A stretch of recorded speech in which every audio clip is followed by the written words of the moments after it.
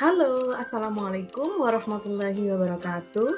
Selamat pagi anak-anak, jumpa lagi dengan Bu Leli. Hari ini kita akan belajar tentang proses pencernaan makanan pada manusia. Kemarin kita sudah belajar tentang zat nutrisi pada makanan dan juga organ-organ pencernaan pada manusia. Nah, coba amati video berikut ini. Wah, sepertinya enak itu yang dimakan. Dari video ini, adakah pertanyaan? Oke, Bu Leli, sekarang yang tanya. Tahukah kamu bagaimana makanan bisa dicerna dalam tubuhmu? Ya, mari kita pelajari dulu ya.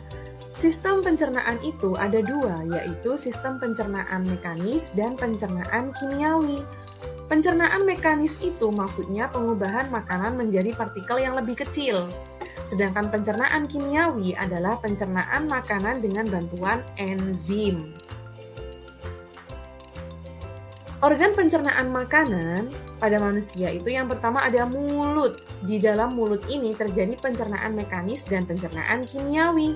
Pencernaan mekanis dengan gigi dan lidah dan pencernaan kimiawi dengan bantuan enzim petialin yang berfungsi mengubah karbohidrat menjadi maltosa. Selanjutnya adalah kerongkongan. Di dalam kerongkongan terjadi gerak peristaltik atau gerak meremas makanan dan mendorong ke lambung. Ada juga katup epiglotis yang otomatis tertutup ketika makanan masuk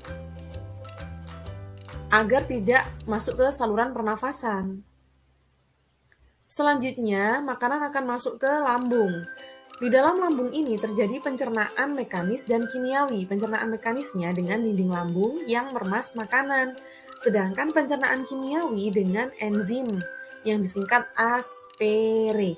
As itu asam klorida yang berfungsi membunuh kuman penyakit pada makanan, pepsin mengubah protein menjadi pepton, dan renin mengumpalkan kasein susu. Selanjutnya ada kuis. Jelaskan pencernaan kimiawi yang terjadi pada lambung.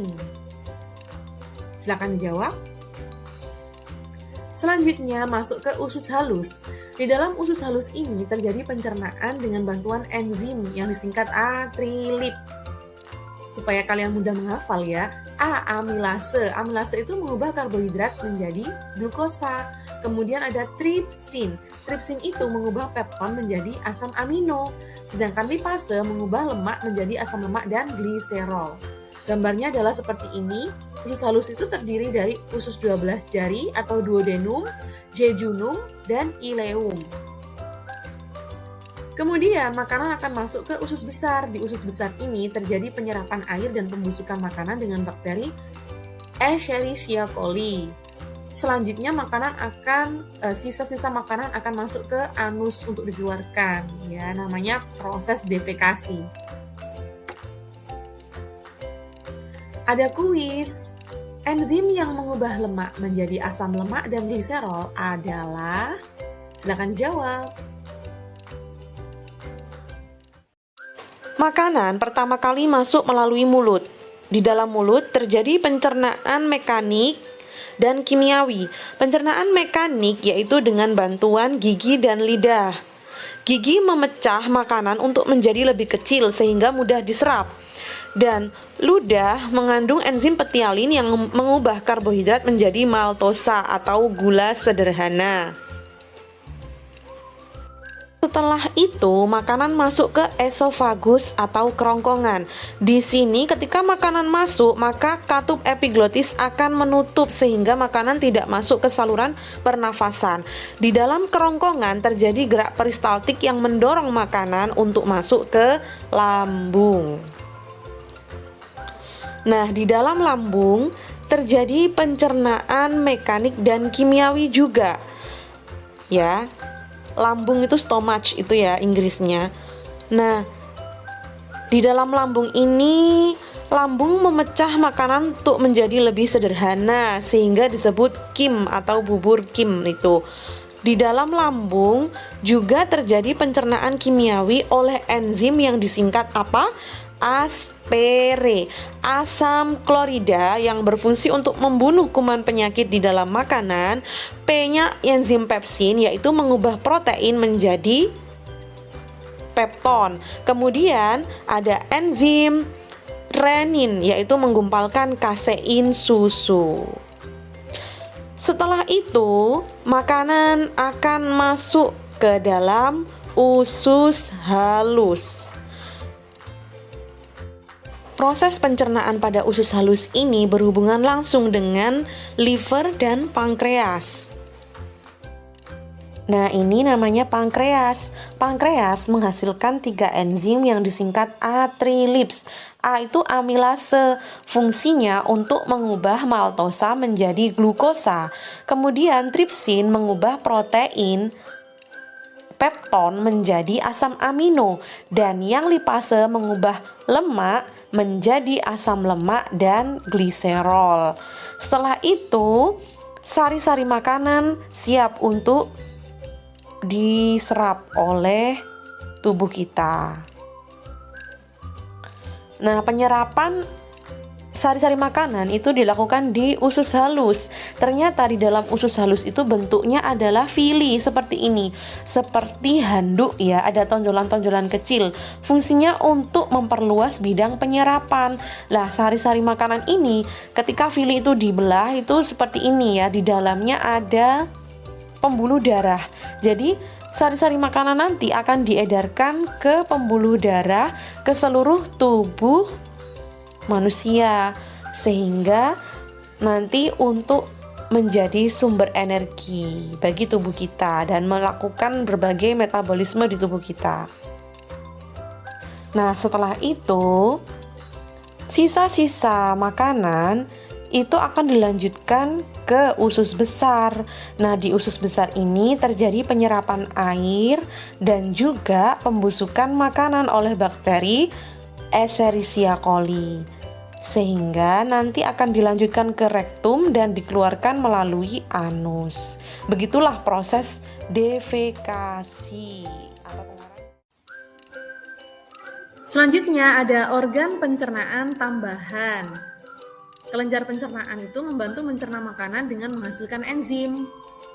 Ada 3 organ pencernaan tambahan ya. Yang pertama ada hati, fungsinya menetralkan racun, mengatur kadar gula dalam darah, dan mengatur kadar kolesterol. Yang kedua, kantung empedu. Kantung empedu ini menyimpan getah empedu yang mengandung pigmen bilirubin. Yang ketiga, pankreas. Mengeluarkan cairan pankreas yang mengandung sodium bikarbonat dan enzim, serta mengeluarkan hormon insulin yang berfungsi mengatur kadar gula dalam darah. Selanjutnya ada kuis. Pigmen warna yang terdapat di cairan empedu adalah next, gangguan sistem pencernaan manusia. Yang pertama yaitu obesitas. Obesitas itu kegemukan ya, kelebihan lemak sehingga menimbulkan penyakit. Upaya pencegahannya yaitu dengan olahraga dan mengatur pola makan. Yang kedua ada karies gigi atau gigi berlubang. Itu akibat infeksi bakteri. Upaya pencegahannya yaitu dengan memperhatikan kebersihan gigi dan rutin periksa ke dokter gigi. Selanjutnya ada MAH atau gastritis. MAH dapat disebabkan dengan naiknya asam lambung. Upaya pencegahannya yaitu makan teratur, menghindari stres, dan minum antibiotik. Setelah itu ada hepatitis juga. Hepatitis itu peradangan pada hati. Disebabkan oleh apa? Virus. Upaya penanganannya yaitu dengan pengobatan ke dokter untuk melawan virusnya. Kemudian ada diare. Diare itu penyakit pada usus besar yang disebabkan oleh bakteri Entamoeba coli. Upaya pencegahannya yaitu dengan menjaga kebersihan makanan, diri, dan lingkungan. Kemudian ada konstipasi atau sembelit, itu kondisi fesesnya terlalu keras sehingga sulit untuk dikeluarkan. Upaya pencegahannya yaitu dengan minum banyak air, rutin olahraga, dan makan makanan berserat. Kemudian ada kekurangan mineral. Upaya pencegahannya yaitu dengan makan dan minum dengan kandungan mineral yang tinggi. Terus ada namanya avitaminosis. Apa itu? Kekurangan vitamin. Contohnya adalah pada gambar itu kekurangan vitamin C ya. Sehingga upaya pencegahannya yaitu makan dan minum yang kaya vitamin. Ada kuis. Apa penyebab penyakit MAH? Silakan dijawab. Ya, terima kasih anak-anak. Hari ini kita sudah belajar banyak sekali. Kita sampai jumpa lagi minggu depan. Saya akhiri. Semangat belajar, tetap semangat. Salam sehat selalu. Assalamualaikum warahmatullahi wabarakatuh.